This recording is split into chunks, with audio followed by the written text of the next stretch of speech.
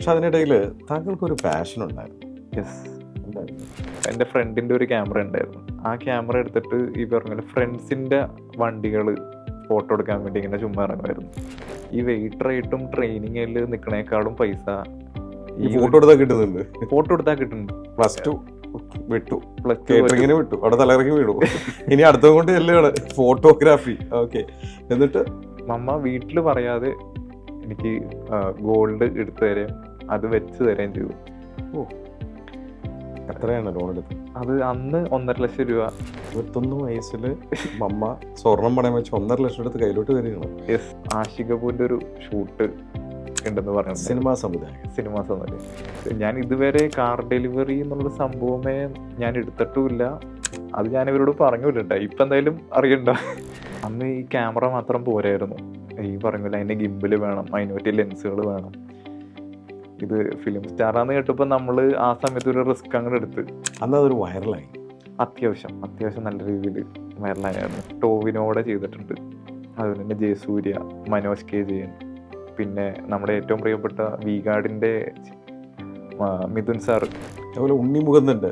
അതെ, ഉണ്ണിമുകുന്ദൻ്റെ വൈറലായ. അത് അത്യാവശ്യം നല്ല രീതിയിൽ വൈറലായിരുന്നു. അപ്പൊ 25 വയസ്സിൽ 25 ലക്ഷം രൂപയുടെ XUV-യിലേക്ക് എത്തി. യെസ്. ഒരു കാറ് വാങ്ങുക എന്ന് പറയുന്നത്, നമ്മൾ ചെല്ലുന്നു, അവരാ താക്കോല ഏൽപ്പിക്കുന്നു, ഒരു ബൊക്കെ ഏൽപ്പിക്കുന്നു, ചിലപ്പോൾ ഒരു ബൊക്കെ തരുന്നുണ്ട്, അതിൻ്റെ ഒരു ഫോട്ടോ എടുത്ത് ഇടുക എന്നുള്ളതാണ്.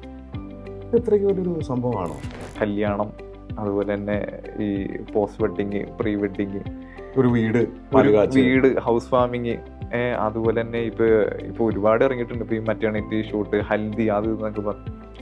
സെയിം തിങ് ആണ് ഈ പറഞ്ഞ പോലെ കാർ ഡെലിവറി, ആ ഒരു സംഭവം.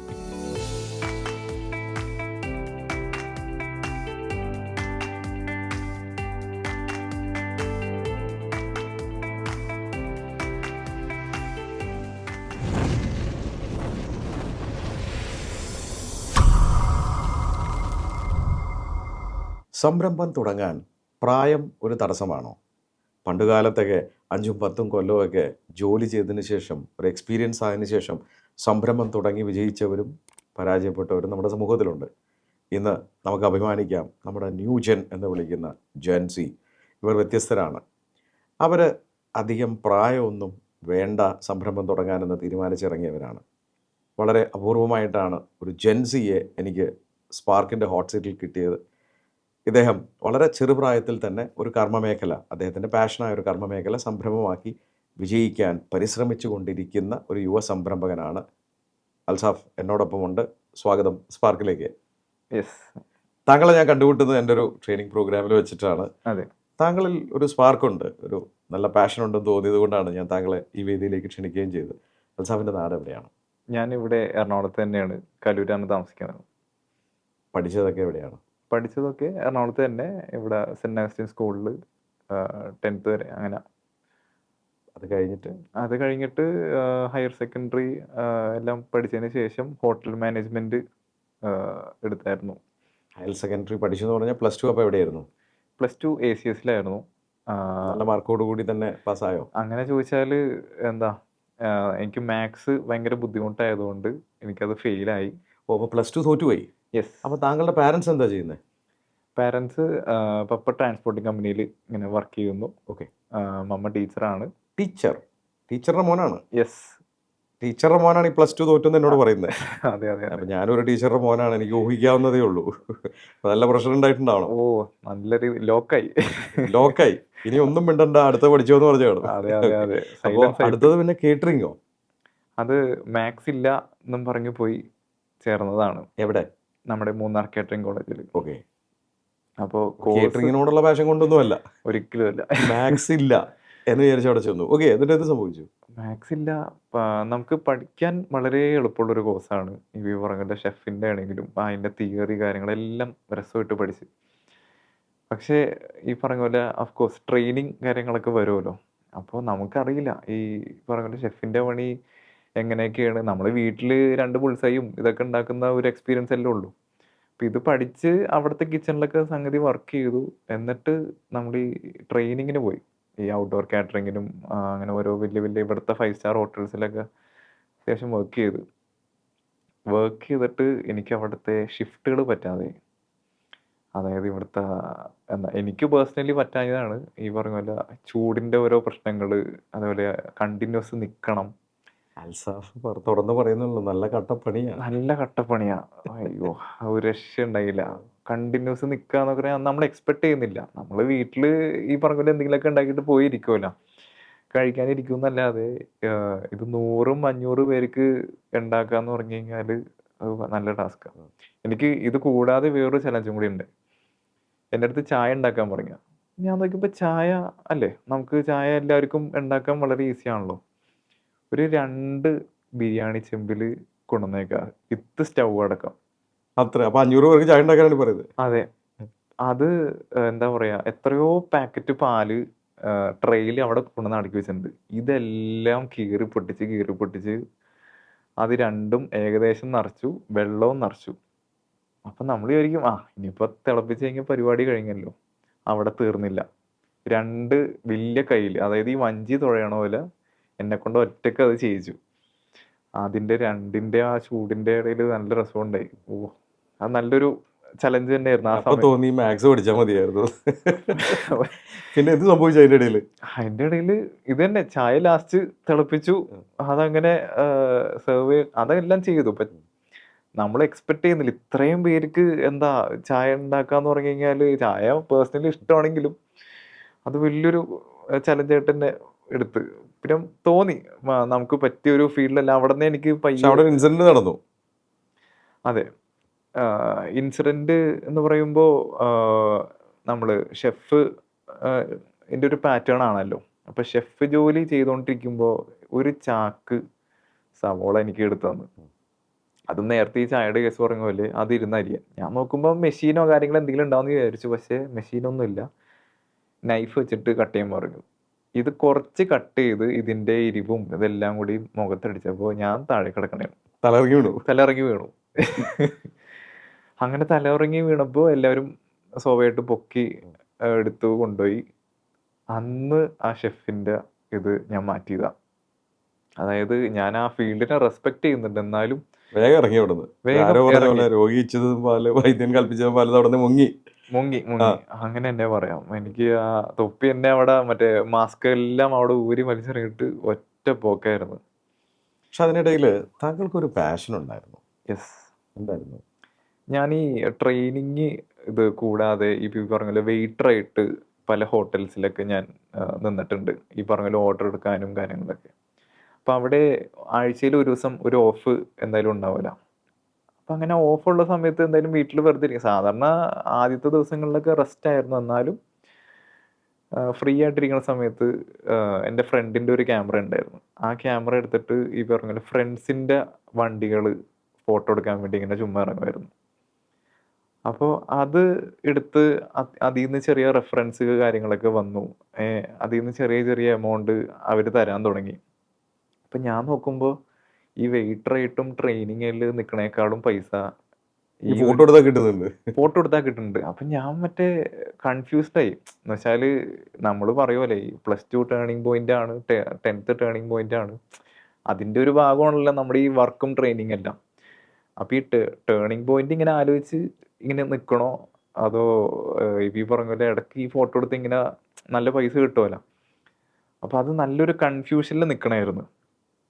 അപ്പൊ അത് ഇപ്പൊ പറഞ്ഞില്ല, അത് ചെറിയൊരു പാഷൻ ഉണ്ട്. അല്ലെങ്കിൽ ഈ ഫ്രണ്ട്സ് തന്നെ അത്യാവശ്യം നല്ല രീതിയിൽ റിപ്ലൈസ് തരാൻ തുടങ്ങി, ഇങ്ങനെ ഇത് ചെയ്താൽ നല്ലതായിരിക്കും. പക്ഷെ ഇതും പറഞ്ഞ് വീട്ടിൽ ചെന്ന് കഴിഞ്ഞാല് ഇടിക്കും. അത് +2 വിട്ടു, +2 കേറ്ററിങ്ങിന് വിട്ടു, അവിടെ തലയിറങ്ങി വീണു.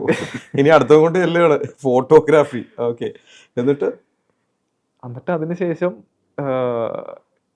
നമ്മൾ ആ വെയിറ്റർ എന്നുള്ളൊരു സംഭവം അവിടെ ഡ്രോപ്പ് ചെയ്തു. എന്നിട്ട് പയ്യെ ഇങ്ങനെ ഒരു ക്യാമറ എടുക്കണം. ലാസ്റ്റ് നമ്മള് ഇത് മനസ്സിലായല്ലോ, ഇത് ഇങ്ങനെ അത്യാവശ്യം വലിയ തെറ്റില്ലാത്ത പൈസ കിട്ടുമെന്ന് പറയുമ്പോൾ വീട്ടില് പയ്യെ ഇത് അവതരിപ്പിച്ചു. അപ്പൊ ഞാൻ മമ്മയടുത്താണ് കാര്യങ്ങൾ ഇങ്ങനെ പറഞ്ഞു, ഇങ്ങനെ ഒരു സംഭവം ഉണ്ട്. അപ്പോൾ നമുക്ക് കുറച്ചുകൂടി നല്ല ക്യാമറ, ഫുൾ ഫ്രെയിം ക്യാമറ വേണം. അപ്പോൾ അന്ന് സോണിയുടെ M4 എന്ന് പറഞ്ഞ ക്യാമറ ഇറങ്ങിയിട്ടില്ല. എന്നിട്ട് മമ്മ വീട്ടിൽ പറയാതെ എനിക്ക് ഗോൾഡ് എടുത്തു തരുകയും അത് വെച്ച് തരുകയും ചെയ്തു. എത്രയാണ് ലോൺ എടുത്തത്? അത് അന്ന് 1.5 ലക്ഷം രൂപ എനിക്ക് എടുത്ത് തന്നിരുന്നു. അൽസാഫിന് എന്ത് പ്രായമുണ്ട് അപ്പോൾ? അപ്പോൾ എനിക്ക് 21 ആ ഒരു 21 വയസ്സിൽ മമ്മ സ്വർണം പണയം വെച്ച് 1.5 ലക്ഷം എടുത്ത് കയ്യിലോട്ട് വരികയാണ്. യെസ്. അതിനു മുമ്പ് പിന്നെ സക്സസ് കുറെ ഉണ്ടാക്കി മോനുമല്ല. ശരി, അപ്പൊ അത് വെച്ച് ക്യാമറ വാങ്ങിച്ചു. ക്യാമറ അന്ന് M4 ഇറങ്ങിയിട്ടില്ല. എന്നിട്ട് ഞാൻ ഈ പേയ്മെന്റ് നേരെ ഒരു ക്യാമറ ഷോപ്പിൽ കൊടുത്തു. അപ്പോൾ അതിന്റെ ഗുണം എന്ന് വെച്ച് കഴിഞ്ഞാൽ എനിക്ക് ആ എക്സ്ക്ലൂസിവിറ്റി കിട്ടണം എന്നൊരു തോട്ട് അപ്പം തോന്നിയായിരുന്നു. എനിക്ക് വേണമെങ്കിൽ M3 എന്ന് പറഞ്ഞൊരു ക്യാമറ യൂസ് ചെയ്യായിരുന്നു പെട്ടെന്ന് മേടിക്കാൻ വേണ്ടി. പക്ഷേ ഞാൻ M4 വേണം എന്ന് തന്നെ പറയാം. അപ്പോൾ എനിക്ക് ആ ഷോപ്പിലെ ഫസ്റ്റ് ബാച്ചിലെ M4 നമുക്ക് കിട്ടി. അപ്പോൾ അതുകൊണ്ട് എന്താ ആ ഒരു എക്സ്ക്ലൂസിവിറ്റിയും അല്ലെങ്കിൽ എന്താ പറയുക ആ ഒരു പേര് നമുക്ക് അവിടെ കിട്ടി. അത് ഈ ഫീൽഡിലുള്ളവർക്ക് അറിയാം. നമ്മൾ സോണിയുടെ തന്നെ ഏറ്റവും ലേറ്റസ്റ്റ് ക്യാമറ എടുക്കുമ്പോഴുള്ളൊരു ഫീലും അത് അത്യാവശ്യം എൻ്റെ സ്റ്റാറ്റസും കാര്യങ്ങളെല്ലാം ഇട്ട് ഒരുപാട് പേര് കൺഗ്രാജുലേറ്റ് ചെയ്തു. അങ്ങനെ അത്യാവശ്യം മമ്മ തന്ന 1.5 ലക്ഷം രൂപ സ്വർണ്ണം പണയം വെച്ച് കിട്ടിയതാണ്. ഇത് വെച്ചുകൊണ്ട് ഇത് എടുത്തു. പക്ഷെ അവിടെ അടുത്തൊരു ഉപചോദ്യമുണ്ട്. താങ്കൾ എല്ലാ ജെൻസിയെയും പോലെ തന്നെ ഒരു വണ്ടിഭ്രാന്തനാണോ? അതെ, തീർച്ചയായിട്ടും. കാർ ക്രേസ് ഉണ്ട് താങ്കൾ? കാർ ക്രേസേ ഉള്ളൂ. അതെ, അപ്പൊ അതും ഒരു പാഷനാണത്. അതെ. അപ്പൊ ആ വണ്ടിഭ്രാന്തൻ കാറിന്റെ ഫോട്ടോയും വീഡിയോ എടുക്കാൻ നടക്കുകയാണ്. അപ്പോൾ ശരി, അപ്പൊ സംഭവം നല്ല ക്യാമറയൊക്കെ കയ്യിലുണ്ട്. അടുത്തെന്ത് ചെയ്തു? പിന്നീട് അഫ്കോഴ്സ് എൻ്റെ പൈസ തിരിച്ചു കൊടുക്കണമല്ലോ. ഗോൾഡ് ലോണും കാര്യങ്ങളൊക്കെ റിസ്ക് എടുത്തതല്ലേ. അമ്മയ്ക്ക് ഒരു പ്രതീക്ഷ ഉണ്ടായില്ല ഞാൻ ഇതിൻ്റെ പൈസ തിരിച്ചു തരുമെന്ന്. 1000 രൂപ പോലും കിട്ടുമെന്ന് ഒരു ഐഡിയ ഇല്ലായിരുന്നു. അപ്പോൾ നമുക്കൊരു ഫീൽ ഉണ്ടല്ലോ, അത്രയും റിസ്ക് എടുക്കുന്ന നമുക്ക് തന്നല്ല. അപ്പോൾ അതിൽ നിന്ന് എന്തെങ്കിലും ചെറിയ എമൗണ്ട് ആണെങ്കിലും നമ്മൾ തിരിച്ചു കൊടുക്കണം. അപ്പം അങ്ങനെ ഞാൻ ഈ പറഞ്ഞ പോലെ ഓരോരോ ഇൻഫ്ലുവൻസേഴ്സിനെ ഈ പറഞ്ഞ പോലെ വണ്ടി ഫീൽഡായി ബന്ധപ്പെട്ടുള്ള ഓരോ ഇൻഫ്ലുവൻസേഴ്സിനെ ഞാൻ അപ്രോച്ച് ചെയ്തിട്ടുണ്ടായി. അങ്ങനെ ഫസ്റ്റ് ഒരാളടുത്ത് ചെന്നു. എന്നിട്ട് ഞാൻ അവരുടെ വീഡിയോസിൻ്റെ ചെറിയ ചെറിയ പോരായ്മകൾ ഞാൻ ചൂണ്ടിക്കാണിച്ചു. ആദ്യം ചിലവരൊക്കെ ഒഫൻഡഡ് ആയെങ്കിലും പിന്നീട് നമുക്കത് പറഞ്ഞ് സെറ്റ് ചെയ്യാൻ പറ്റി. അപ്പോൾ അവർ വിളിക്കാൻ തുടങ്ങി ഓരോരുത്തരായിട്ട് വിളിക്കാൻ തുടങ്ങി. ചെറിയ എമൗണ്ടിലും ഇങ്ങനെ വിളിച്ചു തുടങ്ങി. അപ്പോൾ നമുക്ക് ഒരു സ്ഥിരമായിട്ട് ഒരു സംഭവം അല്ലെങ്കിൽ അവരുടെ ഷൂട്ട് കാര്യങ്ങൾ വണ്ടിയുടെ ഷൂട്ട് കാര്യങ്ങളൊക്കെ വരുമ്പോൾ ഒരു സ്ഥിരമായിട്ടൊരു സംഭവം ഉണ്ടല്ലോ. എത്ര രൂപ കിട്ടും ഒരു ദിവസം? അന്ന് ഒരു ദിവസം 2000 രൂപ ഏകദേശം വലിയ കുഴപ്പമില്ലാതെ കിട്ടുമായിരുന്നു. 2000 1000 എന്ന് വേണമെങ്കിൽ പറയാം. ഇതൊന്നും പറയാൻ പറ്റില്ല, എന്നാലും ആ ഒരു ചെറിയ എമൗണ്ടിൽ കിട്ടുമായിരുന്നു. അപ്പം അങ്ങനെ ആളിലൊപ്പം കുറേ ഷോറൂമുകൾ എങ്ങനെ ഈ പറഞ്ഞ പ്രൊമോഷൻ്റെ കാര്യത്തിനൊക്കെ നമ്മളിങ്ങനെ പോകുമായിരുന്നു. അങ്ങനെ ഒരു ദിവസം നമ്മുടെ ഒരു GM, അതായത് വോൾവോയിലെ GM ആയിട്ട് ഇങ്ങനെ മീറ്റ് ചെയ്തിട്ടുണ്ടായിരുന്നു. അങ്ങനെ നെക്സ്റ്റ് ഡേ ആഷിക് കപൂറിൻ്റെ ഒരു ഷൂട്ട് ഉണ്ടെന്ന് പറയുന്നത്, സിനിമാ സംവിധായകൻ. അപ്പോൾ ഞാനും ഷോക്കായി. അത് ഞാൻ ഇതുവരെ കാർ ഡെലിവറി എന്നുള്ളൊരു സംഭവമേ ഞാൻ എടുത്തിട്ടുമില്ല. അത് ഞാൻ ഇവരോട് പറഞ്ഞില്ല കേട്ടോ. ഇപ്പം എന്തായാലും അറിയണ്ട. അപ്പോൾ അങ്ങനൊരു സർവീസോ അല്ലെങ്കിൽ അങ്ങനെ ഒരു നീഷോ ഞാൻ കേട്ടിട്ടുമില്ല, ചിന്തിച്ചിട്ടുമില്ല. അപ്പം ഞാൻ ഓക്കെ, ആ കോൺഫിഡൻസ് പറയും നമുക്കിത് ചെയ്യാം, നെക്സ്റ്റ് ഡേയിൽ ഞാൻ എത്തിയേക്കാം എന്നുള്ളതിൽ അങ്ങനെ നമ്മൾ ആ വീഡിയോ. ക്യാമറ മാത്രമല്ലേ ഉള്ളൂ? അതാണ്. അന്ന് ഈ ക്യാമറ മാത്രം പോരായിരുന്നു. ഈ പറഞ്ഞില്ല, അതിന് ഗിംബിൾ വേണം, അതിന് പറ്റിയ ലെൻസുകൾ വേണം. ഇത് ഫിലിം സ്റ്റാറാന്ന് കേട്ടപ്പോൾ നമ്മൾ ആ സമയത്ത് ഒരു റിസ്ക് അങ്ങോട്ട് എടുത്ത് ഇതെല്ലാം റെൻ്റ് എടുത്തിട്ട് നേരെ പോയി ഷൂട്ട് ചെയ്യാം. അങ്ങനെ ഇതെല്ലാം റെൻ്റ് എടുത്ത് ഷൂട്ട് ചെയ്തു. അന്നും ലാപ്ടോപ്പൊക്കെ വളരെ ആവറേജ് ലാപ്ടോപ്പാണ്. അതിൽ എങ്ങനെയൊക്കെയോ സംഗതി എഡിറ്റ് ചെയ്ത് കൊടുത്തു.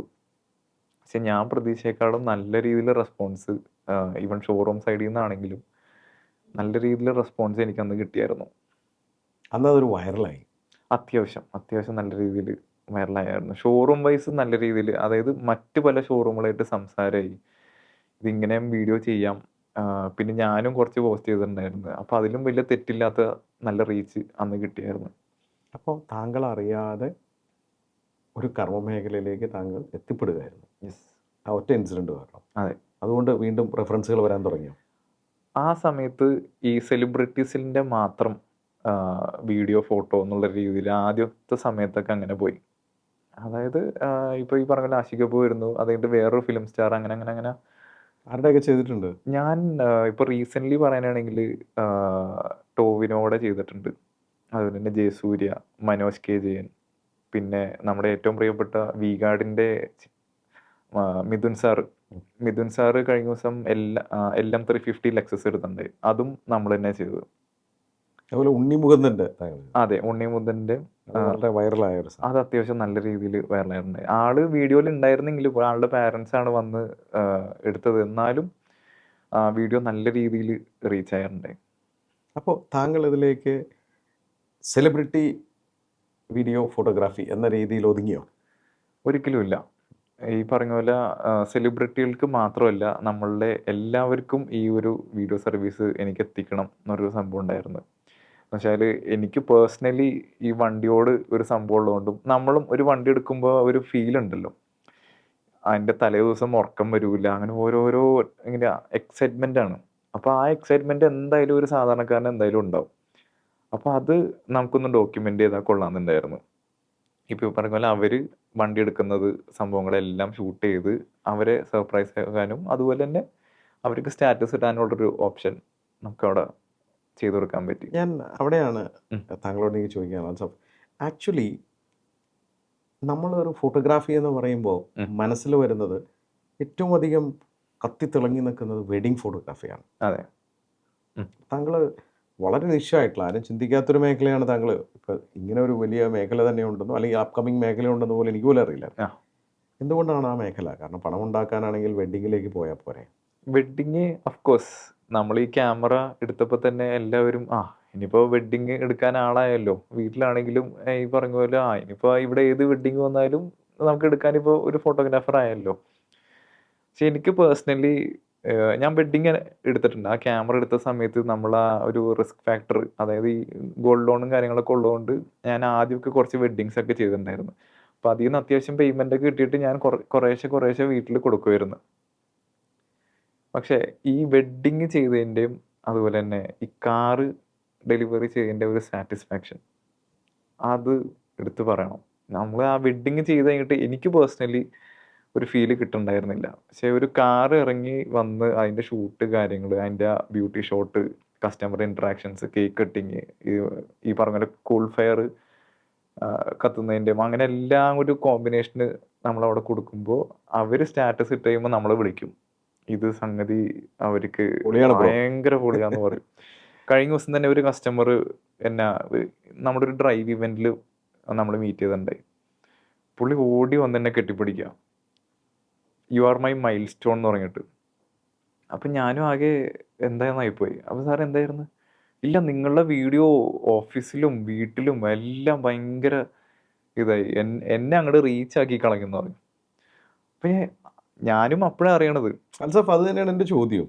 താങ്കളത് പറയുമ്പോഴും ഞാൻ അത്ഭുതത്തോടു കൂടി ചിന്തിക്കുകയാണ്. കാരണം നമ്മുടെ പണ്ടൊക്കെ ഒരു കാറ് വാങ്ങുക എന്ന് പറയുന്നത്, നമ്മൾ ചെല്ലുന്നു, അവരാ താക്കോല ഏൽപ്പിക്കുന്നു, ഒരു ബൊക്കെ ഏൽപ്പിക്കുന്നു, ചിലപ്പോൾ ഒരു ബൊക്കെ തരുന്നുണ്ട്, അതിൻ്റെ ഒരു ഫോട്ടോ എടുത്തിടുക എന്നുള്ളതാണ്. ഇത് ഇത്രയ്ക്ക് വലിയൊരു സംഭവമാണോ? നമ്മളുടെ ലൈഫിലെ തന്നെ മേജർ പാർട്സ് ആണല്ലോ ഈ പറഞ്ഞ പോലെ കല്യാണം, അതുപോലെ തന്നെ ഈ പോസ്റ്റ് വെഡിങ്, പ്രീ വെഡിങ്, ഒരു വീട്, ഹൗസ് വാമിങ്, അതുപോലെ തന്നെ ഇപ്പൊ ഒരുപാട് ഇറങ്ങിയിട്ടുണ്ട്. ഇപ്പൊ ഈ മറ്റേണിറ്റി ഷൂട്ട്, ഹൽദി, അത് എന്നൊക്കെ പറഞ്ഞു. സെയിം തിങ് ആണ് ഈ പറഞ്ഞ പോലെ കാർ ഡെലിവറി, ആ ഒരു സംഭവം. അപ്പൊ അതും നമുക്ക് നല്ല രീതിയിൽ അതൊന്ന് ഷൂട്ട് ചെയ്ത് അത് കൊടുക്കാൻ പറ്റി. അതും വളരെ ലൈഫിൽ തന്നെ ഏറ്റവും ഇമ്പോർട്ടൻ്റ് ആയിട്ടൊരു. തീർച്ചയായിട്ടും. കാരണം ഒരു കാർ എന്ന് പറയുന്നത് നമ്മുടെ ഒരു കുടുംബാംഗമാണ്. അതെ അതെ അതെ. നമ്മൾ വീട്ടിലേക്കൊരു അംഗം വരുമ്പോൾ നമ്മൾ അതിനെ നല്ല രീതിയിൽ ടേക്ക് കെയർ ചെയ്ത് കൊണ്ടുവരുമ്പോൾ കുഞ്ഞു വരുന്ന പോലെ തന്നെയാണ്. അതെ അതെ അതെ. അപ്പൊ അതുകൊണ്ട് അത് അപ്പോൾ അതും ഒരു ഇമ്പോർട്ടൻ്റ് ഇവന്റ് ആയി കഴിഞ്ഞു. യെസ്. കാലക്രമേണ അതിന് കൂടുകയുള്ളൂ, കുറയില്ല എന്നാണ് അല്ലേ? അപ്പോൾ ഇപ്പോൾ ഇങ്ങനെ കുറേ ആൾക്കാർ, ഇപ്പം ഞാൻ ശ്രദ്ധിച്ചിട്ടുള്ളത് നിങ്ങളുടെ ജെൻസി കാറ്റഗറി എന്ന് പറയുന്നത്, ഈ ജെൻസിയിലൊരു മെജോറിറ്റിയും ഒരു വണ്ടിയോട് ക്രേസ് ഉള്ളവരാണ്.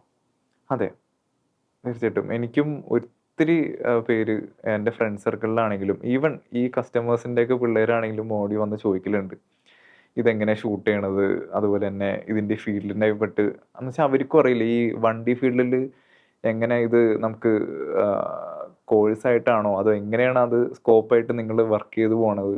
അപ്പോൾ പുതിയ ഇൻഡസ്ട്രിയാണ്, അതുകൊണ്ട് അറിയില്ലാത്തതുകൊണ്ടായിരിക്കും. അൽസഫ്, അതുകൊണ്ട് ഇപ്പം ചോദിച്ചോട്ടെ, ഇപ്പം താങ്കൾ ഈ പറഞ്ഞു വന്ന മേഖലയിൽ ഇതൊരു പുതിയ മേഖലയാണ്. അതെ. അപ്പോൾ അവിടെയാണ് താങ്കൾ കുറേ പേരുടെ വീഡിയോ എടുത്തു കൊടുത്തു, പക്ഷെ ഇതൊരു സംരംഭമാക്കിയോ?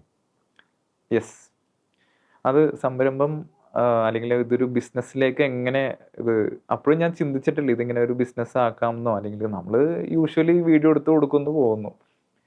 എനിക്ക് അറ്റ് എ ടൈം മൾട്ടി ഷോറൂമിൽ നിന്ന് കോൾസ് വന്ന്, ഓക്കെ. അതും ഒരേ സമയത്ത്.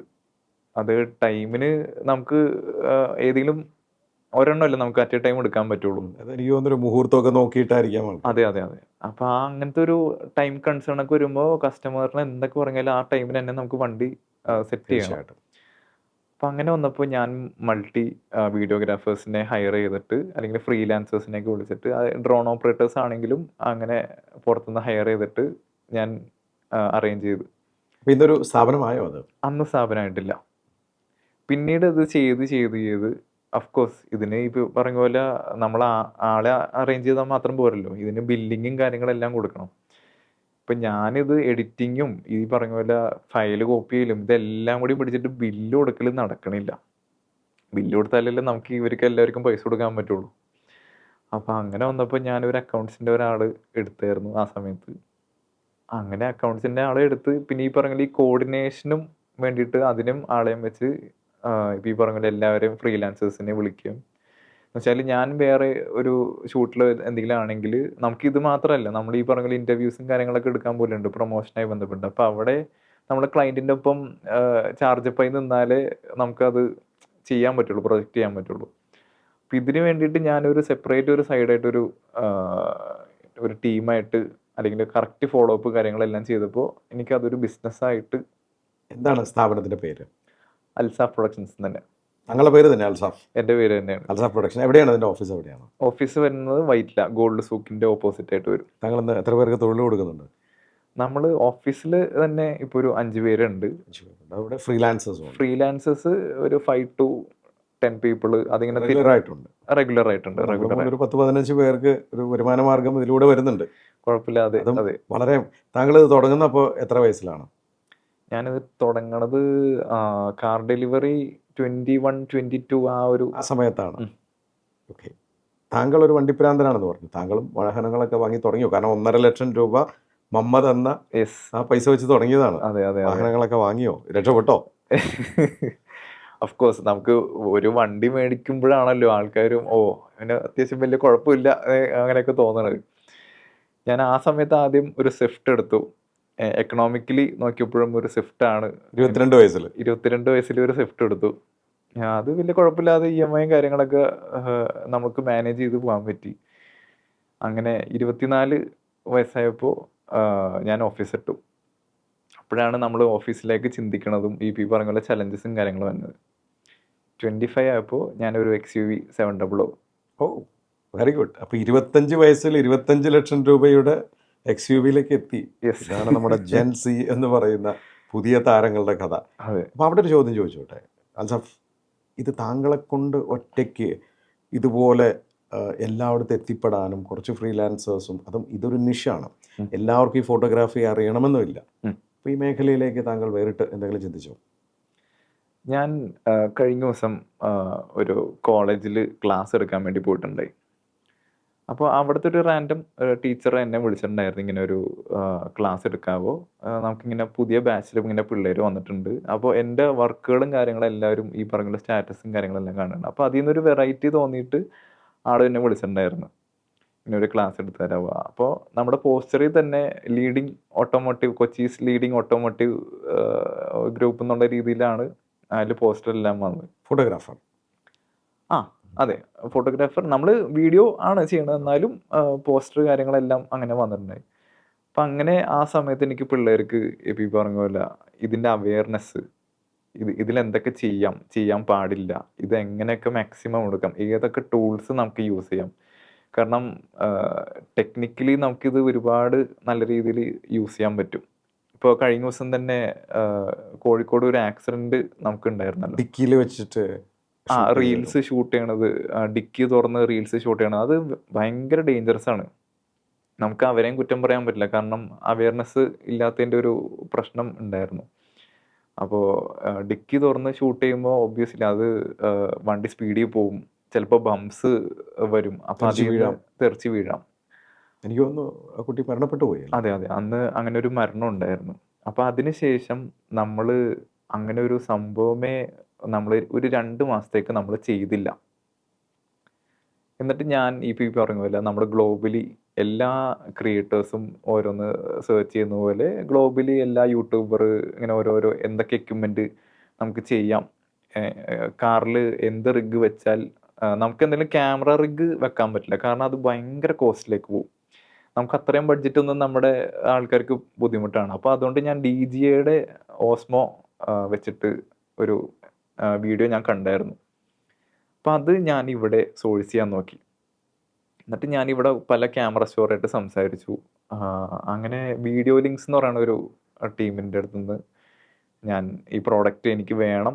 അവരുടെ അടുത്ത് സാധനം ഉണ്ടായിരുന്നില്ല. അവരെങ്ങനെയൊക്കെയോ എവിടുന്നൊക്കെയോ ഒപ്പിച്ചു. ഇത് ഞാൻ എന്നിട്ട് സാധനം അറ്റ് ലാസ്റ്റ് മേടിച്ചു. അപ്പോഴും നമുക്കിത് അറിയില്ല. ഇത് എങ്ങനെ യൂസ് ചെയ്യണം, ഇത് എങ്ങനെയാണെന്നൊന്നും അറിയില്ല. ഞാൻ ഈ പ്രോഡക്റ്റ് ട്രയൽ റൺസിന് ഇങ്ങനെ പോയിക്കൊണ്ടിരിക്കുമ്പോൾ എനിക്ക് ഇവരുടെ അടുത്ത് നിന്ന് തന്നെ കോൾ വരാം. നമ്മളുടെ തന്നെ first product, Kerala's first product നമ്മളുടെ ആണ്. അപ്പം അങ്ങനെ ഞാൻ അതിൻ്റെ വീഡിയോസും കാര്യങ്ങളെല്ലാം ചെയ്തിട്ടുണ്ടായിരുന്നു. അതായത് എങ്ങനെ നമുക്ക് റിസ്ക് ഇല്ലാതെ റണ്ണിങ് ഷോട്ട്സ്, അതായത് ഈ കാറുകളുടെ റണ്ണിങ് ഷോട്ട്സ് എങ്ങനെ റിസ്ക് ഇല്ലാതെ നമുക്ക് ഷൂട്ട് ചെയ്യാം. അപ്പം ആ വീഡിയോയും എനിക്ക് ക്ലാസ്സിൽ അവതരിപ്പിക്കാൻ പറ്റി. അപ്പോൾ പിള്ളേരും അതിനനുസരിച്ച് നല്ല രീതിയിൽ കോർപ്പറേറ്റ് ആയി. സാധാരണ ഈ ഫോൺ വെച്ചിട്ടായാലും ഗ്ലാസ് തുറന്നിട്ടൊക്കെ അവർ വീഡിയോസ് എടുക്കണം. ഇങ്ങനെ ഒരു സംഭവം അത് നല്ല കോസ്റ്റിൽ നമുക്ക് ഷൂട്ട് ചെയ്യാൻ പറ്റുന്നു, പിള്ളേർക്കും കാണിച്ചു കൊടുക്കാൻ പറ്റിയപ്പോൾ അവരും ഭയങ്കര ഹാപ്പി. അപ്പോൾ ഇങ്ങനെ ഈ ടെക്നിക്കൽ വൈസ് നമുക്ക് ഇതേപോലെ എക്യുപ്മെന്റ്സ് ഉണ്ടെന്ന് അറിഞ്ഞപ്പോൾ ഇവർക്കും ഒരു താല്പര്യം ഇതിലേക്ക് വരാൻ. അപ്പം അങ്ങനെ നമ്മളൊരു എന്താ എൻക്വയറി അല്ലെങ്കിൽ എന്താ പറയുക ഒരു വർക്ക്ഷോപ്പ് പോലെ നമുക്കിത് സെറ്റ് ചെയ്താൽ കൊള്ളാമെന്നുണ്ടായിരുന്നു. Very good. അപ്പോൾ താങ്കൾ അടുത്ത കർമ്മമേഖലയിലോട്ട് കിടക്കുകയാണ്. അതെ, അതെ, അതെ. ഇനി ഇത് പഠിപ്പിക്കാൻ പോവുകയാണ് താങ്കൾ. യെസ്. അതായത് ഇതിനോട് താല്പര്യമുള്ളവരെ. അതെ, അതെ. ഒരു കോഴ്സാണോ അത്? കോഴ്സ് എന്ന് വേണമെങ്കിൽ പറയാം. ഇപ്പം ഈ പറഞ്ഞ പോലെ നമുക്ക് ഈ ഓട്ടോമോട്ടീവ് ഞാൻ നേരത്തെ പറഞ്ഞ പോലെ തന്നെ അവയർനെസ് ആണ്. ഇത് ഇത്രയും സ്പീഡിൽ പോകുന്ന ഒരു സംഭവം ആയതുകൊണ്ട് നമുക്ക് അത് കറക്റ്റായിട്ട് അത് ഡെവലപ്പ് ചെയ്തെടുക്കണം. പിന്നെ ഈ പറഞ്ഞ പോലെ സാധാരണ നമ്മുടെ ഈ പ്രൊമോഷൻ വീഡിയോ അല്ലെങ്കിൽ വെഡ്ഡിങ് ഇവന്റ് ചെയ്യുന്ന പോലെയല്ല. ഇതിന് ഓരോരോ ഫ്രെയിമുകളുണ്ട്. എങ്ങനെ റിഫ്ലക്ഷൻസ് ഇല്ലാതെ നമുക്ക് ഷൂട്ട് ചെയ്യാം, എങ്ങനെ ഇതിൻ്റെ മാക്സിമം കളർ ഡെപ്തിൽ ഇതിൻ്റെ എഡിറ്റിംഗ് സൈഡും എല്ലാം നമുക്കത് പഠിപ്പിച്ചു കൊടുക്കാൻ പറ്റും. അപ്പോൾ ഇതൊരു കോഴ്സായിട്ട് താങ്കൾ ഇനി പഠിപ്പിക്കാൻ പോവുകയാണ്. യെസ്. അപ്പോൾ അതിന് ക്രൈറ്റീരിയ എന്ന് പറയുന്നത് എന്താണ്? ക്രൈറ്റീരിയ ഓഫ് കോഴ്സ് നമുക്ക് +2 കഴിഞ്ഞ ആർക്കും പഠിക്കാം. ഇപ്പം ഈ പറഞ്ഞ പോലെ ലൈസൻസ് നിർബന്ധമാണ്. ഈ പറഞ്ഞ പോലെ വാഹനം കൈകാര്യം ചെയ്യണ കേസുള്ളതുകൊണ്ട് വണ്ടിയോട് ഇഷ്ടം ഉണ്ടാവണം. ഇഷ്ടം ഡെഫിനറ്റ്ലി എന്തായാലും ഉണ്ടാവണം. അപ്പോൾ ഫോട്ടോഗ്രാഫിയും. അതെ, അതെ, അതെ. ഫോട്ടോഗ്രാഫിയും അതേപോലെ തന്നെ വീഡിയോ എടുക്കാനുള്ള നോളജ്, ചെറുതായിട്ട് എഡിറ്റിംഗ് ഇപ്പം എല്ലാവർക്കും ഓൾമോസ്റ്റ് എല്ലാവർക്കും അറിയാം. എന്നാലും കുഴപ്പമില്ല. താങ്കൾ ഈ കോഴ്സ് പഠിപ്പിക്കുന്ന വഴി എൻ്റെ ചോദ്യം, ഇപ്പോൾ താങ്കൾ കുറെ കോമ്പറ്റീറ്റർ ക്രിയേറ്റ് ചെയ്യല്ലേ? ഒരിക്കലും ഇല്ല. നമുക്ക് ഇപ്പം ഈ പറഞ്ഞ പോലെ ഒരുപാട് പേര് ഈ ഒരു ഫീൽഡിലേക്ക് വന്നാലേ അതിനൊരു വളർച്ച ഉണ്ടാവുള്ളൂ. നല്ല ചിന്ത. അപ്പോൾ ഈ കോഴ്സ് എന്തൊക്കെ കാര്യങ്ങളാണ് നിങ്ങൾ കോഴ്സിലൂടെ ചെയ്യുന്നത്? നമ്മൾ കോഴ്സ് പഠിപ്പിക്കുന്നതിൻ്റെ ഒപ്പം തന്നെ നമ്മൾ ഇതിന് പറഞ്ഞ പോലെ പ്ലേസ്മെൻറ്റും കാര്യങ്ങൾ എല്ലാം നമ്മൾ ചെയ്തു കൊടുക്കുന്നുണ്ട്. ഇപ്പോൾ ഈ പറഞ്ഞ പോലെ ഓൾമോസ്റ്റ് ഇപ്പോൾ എല്ലാ ഡീലർഷിപ്പിലും ഇത് വേണം എന്നുള്ളൊരു സംഭവം വരുന്നുണ്ട്. അപ്പോൾ അതുകൊണ്ട് നമുക്ക് ഒത്തിരി വീഡിയോഗ്രാഫേഴ്സും എഡിറ്റേഴ്സും ഇതിലേക്ക് വന്നു കഴിഞ്ഞാൽ നമുക്ക് അതിനനുസരിച്ചിട്ട് നമുക്ക് പ്ലേസ്മെൻറ്റും കാര്യങ്ങളെല്ലാം നമുക്ക് ചെയ്തു കൊടുക്കാൻ പറ്റും. അപ്പോൾ അതൊരു നല്ല കാര്യം തന്നെയാണ്. ചെറുപ്പക്കാർക്ക് ഒരു പുതിയ മേഖല കണ്ടെത്താം. അതെ, അതെ, അതെ, അതെ. വെഡ്ഡിങ് മാത്രമല്ല ഈ മേഖലയിലുള്ളത്. അതെ, അതെ. നമ്മുടെ ഇവിടെ ഒരു 80-85% വെഡ്ഡിങ് ആണല്ലോ എല്ലാവരും ചെയ്യുന്നത്. അപ്പോൾ അതിൽ നിന്ന് ഇപ്പോൾ ഈ പറഞ്ഞ പോലെ ഇത് കൈൻഡ് ഓഫ് പ്രൊമോഷനാണ്. അത് കസ്റ്റമറിൻ്റെ പേഴ്സണൽ ബ്രാൻഡിങ്ങും അതിനൊപ്പം ഇപ്പോൾ ഈ പറഞ്ഞ പോലെ നമ്മുടെ സെൽഫ് ഡെവലപ്മെൻറ്റ് എല്ലാത്തിനും ഇത്. അതുകൊണ്ട് തന്നെ കസ്റ്റമർക്ക് പണം മുടക്കാനൊരു മടി ഉണ്ടാവില്ല. ഒരിക്കലുമില്ല. ഇപ്പോഴും എനിക്കിപ്പോൾ റീസെൻ്റ്ലി അല്ലെങ്കിൽ ഞാനിപ്പോൾ ഓഫീസിലേക്ക് ഇങ്ങോട്ട് വന്നുകൊണ്ടിരിക്കുമ്പോൾ എനിക്കൊരു കോൾ വന്നിട്ടുണ്ടായി നമ്മുടെ ആ പ്രോഡക്റ്റിനെ ചോദിച്ച്. ഇപ്പോഴും ആൾക്കാർ എൻ്റെ അടുത്ത് വിളിച്ച് ചോദിക്കുന്നത്. കാരണം നമ്മൾ അതിലൊരു സ്പെഷ്യലിസ്റ്റ് ആയ പോലെയാണ്.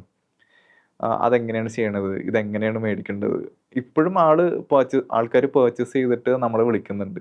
അപ്പോൾ അതുകൊണ്ട് നമുക്കവിടെ പറഞ്ഞു കൊടുക്കാൻ നല്ല കാര്യം. അപ്പോൾ താങ്കൾ കുറേ യുവതലമുറയെ ഈ രംഗത്തേക്ക് കൈപിടിച്ച് അണയിച്ച് അവർക്ക് വേണമെങ്കിൽ വർക്കും കൊടുക്കാമെന്നുള്ള രീതിയിൽ. Of course. ഭാവി സ്വപ്നങ്ങൾ എന്തൊക്കെയാണ്? ഭാവി സ്വപ്നം ഓഫ് കോഴ്സ് നമ്മളിപ്പോൾ റൈറ്റ് നൗ കൊച്ചിയിൽ ആണ് ഇപ്പോൾ ലീഡിംഗ് ആയിട്ട് ഇപ്പോൾ ഇത് ചെയ്തുകൊണ്ടിരിക്കുന്നത്. ഇനി അടുത്തത് ഇനി ബാംഗ്ലൂരാണ്. ബാംഗ്ലൂർ നമ്മളിപ്പോൾ ചെയ്യുന്നുണ്ട്. ഓഫീസായിട്ട് എടുത്തിട്ടെങ്കിലും നമ്മൾ സർവീസ് കാര്യങ്ങൾ ഞാൻ വൺസ് ഇൻ എ വീക്ക് ഇടയ്ക്ക് പോകലുണ്ട്. അതൊരു മാരത്തോൺ പോലെയാണ്. നമ്മൾ അങ്ങോട്ടില്ല ഇങ്ങോട്ടില്ല, ഇടയ്ക്ക് ബസ് എടുത്ത് പോകും, ഇടയ്ക്ക് ഡ്രൈവ് ചെയ്ത് പോകും. എപ്പോഴും നമ്മൾ ഏതെങ്കിലും സ്ഥലത്തായിട്ട് അവിടെ ഇങ്ങനെ ഉണ്ടാവും. ഇതെല്ലാം കഴിഞ്ഞിട്ട് ഇതിൻ്റെ മെയിൻ മാർക്കറ്റ് അല്ലെങ്കിൽ ഇതിൻ്റെ ദുബായ് ആണ് ഇതിൻ്റെ മെയിൻ ലൈഫ് സ്റ്റൈൽ. വണ്ടികളുടെ ലൈഫ് സ്റ്റൈൽ അല്ലെങ്കിൽ കൾച്ചർ കാണണമെങ്കിൽ ഡെഫിനറ്റ്ലി ഗ്ലോബലി ദുബായ് ആണ് ഏറ്റവും ബെസ്റ്റ് കൺട്രി എന്ന് പറയുന്നത്. അപ്പോൾ ദുബായിലേക്ക് താങ്കളുടെ സ്വപ്നങ്ങൾ പറക്കുകയാണ്, അങ്ങോട്ടാണ് പോകുന്നത്. Oh yes. അപ്പോൾ വണ്ടി എന്ന് പറഞ്ഞൊരു സാധനം ഉള്ളിടത്തോളം കാലം അതിൻ്റെ ഫോട്ടോഗ്രാഫിയും ഉണ്ടാവും. യെസ് അത് വളർച്ചയുടെ പാതയിൽ തന്നെയാണ്. യെസ് താങ്കളും അതിനോടൊപ്പം വളരാൻ ചിറക് വിരിച്ച് ഉയർന്ന് പറക്കുകയാണ്. യെസ്. നിങ്ങൾ കേട്ടു അൽസാഫ് എന്ന ഈ യുവ സംരംഭകൻ്റെ കഥ. അദ്ദേഹം +2 ഫെയിലിയർ ആയിരുന്നു. കേറ്ററിംഗ് മേഖലയിൽ ചെന്ന് അത് ഇട്ടിട്ട് പോന്നു. അദ്ദേഹത്തിൻ്റെ മാതാവ് കൊടുത്ത 1.5 ലക്ഷം രൂപ സ്വർണം പണയം വെച്ച കിട്ടിയ പണം കൊണ്ടൊരു ക്യാമറ വാങ്ങി. ഇത് പുതിയ തലമുറയുടെ ചിന്തകൾ എങ്ങനെ പോകുന്നു എന്നുള്ള സാക്ഷ്യപത്രമാണ് ഇൻ്റർവ്യൂ. അവർ വളരെ ഫാസ്റ്റാണ്, പ്രൊവാക്റ്റീവാണ്. നമ്മൾ ജെൻസിയെക്കുറിച്ച് നമ്മുടെ കാഴ്ചപ്പാടുകൾ തന്നെ മാറ്റാറായി. നമ്മൾ പറയാം ഒരു ഉത്തരവാദിത്ത ബോധം ഇല്ലാത്തവരാണ്, അവർ വളരെ ഡിസിഷൻ മേക്കിംഗ് വളരെ ഫാസ്റ്റാണ്. ഇങ്ങനെയുള്ള കാര്യങ്ങളൊക്കെ പറയുമ്പോഴും അവർ വളരെ ഷാർപ്പാണ്. അവർ ടെക്നോളജി ഉപയോഗിക്കുന്നുണ്ട്. അവർക്കറിയാം അവർക്ക് എന്താ വേണ്ടതെന്ന്. ഇനി അവരുടെ കാലമാണ്, ജെൻസിയുടെ കാലമാണ്. 22 വയസ്സിൽ സംരംഭം തുടങ്ങുക, 22 വയസ്സിൽ തന്നെ കാറ് വാങ്ങുക, 25 വയസ്സിൽ ഇതാണ് പുതിയ ലോകം. അദ്ദേഹം കാറിനോടുള്ള പ്രണയം അത് മൂത്ത് ഒരു പാഷൻ കണ്ടുപിടിക്കുകയാണ്, ഫോട്ടോഗ്രാഫി. ആ ഫോട്ടോഗ്രാഫിയിൽ അദ്ദേഹം ഇന്ന് ഏറ്റവും പ്രമുഖനായ ഒരു വ്യക്തിയായി കഴിഞ്ഞു. അദ്ദേഹത്തിൻ്റെ സ്ഥാപനം പുതിയ ആൾക്കാരെ ഇതിൽ വാർത്തെടുക്കാൻ ശ്രമിക്കുന്നു എന്നുള്ളത് വളരെ ഇൻട്രസ്റ്റിംഗ് ആയിട്ടുള്ള കാര്യമാണ്. അതുകൊണ്ട് തന്നെ ഇത്തരം പുതിയ കർമ്മമേഖലകൾ ഉണ്ടാവട്ടെ, ബിസിനസ് മേഖലകൾ ഉണ്ടാവട്ടെ. കാരണം ഫോട്ടോഗ്രാഫി എന്ന് പറയുമ്പോൾ നമ്മുടെ മനസ്സിൽ വെഡ്ഡിങ്ങും അതിൽ തന്നെ പല പല ശാഖകളായി അതിൽ നിന്ന് വേറിട്ട് ചിന്തിക്കുന്ന ചില മേഖലകളും ഉണ്ടാവട്ടെ. അൽസാഫ് വളരെ ഇൻസ്പയറിംഗ് ആയിട്ടുള്ള ഒരു സംരംഭകനാണ് താങ്കൾ. 25 വയസ്സിൽ തന്നെ ഒരു സംരംഭം തുടങ്ങി ഈ ലെവലിലേക്ക് എത്താൻ സാധിച്ചു എന്നുള്ളത് അഭിമാനിക്കാവുന്ന കാര്യം തന്നെയാണ്. താങ്കളെപ്പോലെ നിരവധി യുവാക്കൾ ഇനി ഈ കർമ്മമേഖലയിലേക്ക് വരട്ടെ. താങ്കൾക്കും കൈപിടിച്ച് നിരവധി പേരെ സഹായിക്കാനാവട്ടെ എന്ന് ഞാൻ എൻ്റെ വ്യക്തിപരമായ പേരിലും സ്പാർക്കിൻ്റെ എല്ലാ പ്രേക്ഷകരുടെ പേരിലും എല്ലാ ജെൻസികളുടെ പേരിലും എല്ലാ ആശംസകളും.